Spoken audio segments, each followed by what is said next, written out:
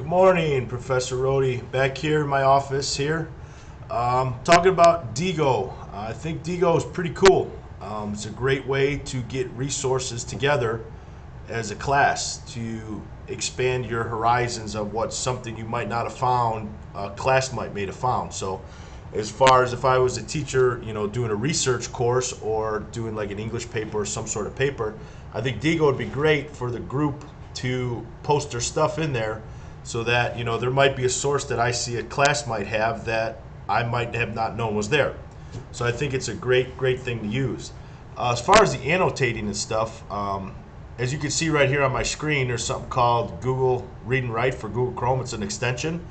And I'll put this video link in the actual blog too. But what it is a fellow teacher and myself, we made a how-to video on how to use Google Read and Write. And it's kind of revolutionized the way that we write papers.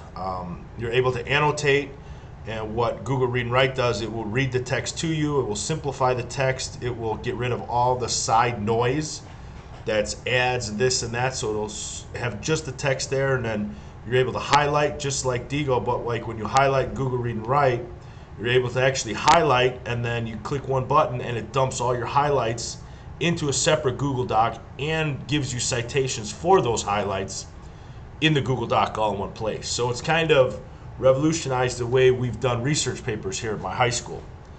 And just going back to your comments here on my screen, I use Google Forms for a lot of everything we do. So I showed you a referral type form that we have, and this form here is more for my LEAF program. So I teach special ed, and we need to know when kids need tests read to them or if they need a quiet place to have their test taken. So the way this is, the students come in, they fill out their first and last name, day of the test, the period they're going to take the test, will they need the test read, and then down here is what class, who their teacher is, and then these two are the most important because these two fields are the ones that generate the auto emails to their teachers. So I really stress that here the students use their own email to make sure that they spell their teacher's email correct. And then the LEAF teachers, either myself or Mr. Kelly, when they click that, you're asking what causes the script to run, the trigger. So we'll jump right in here to the Google Doc, and then when we go to our tools, we go to script editor. Here's the actual script for that.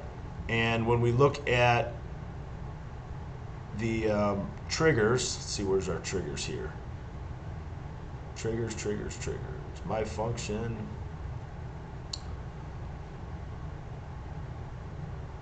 Current project triggers. So you can set your triggers however you want. So here it's my function, and the run my function correlates to the Google script here. And then it's from the spreadsheet, so it's going to run that function from the spreadsheet. So these numbers here correlate to different cells. And when that is run, it will pull the information from that cell, and those are the blue things you see here, and then the red is all my writing. So you have to space it correctly and all that so it looks proper on an email. And then the actual trigger is on form submit. So the minute the student submits this form here, it auto triggers this Google script to run, and then, as you can see right here, an email goes to the teacher, email goes to the student, and an email goes to the LEAF teacher. So we have 3 emails that automatically shoot out and get sent out.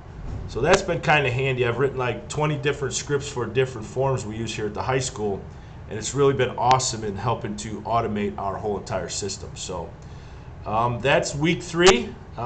Look forward to hearing from you in week 5. Thank you.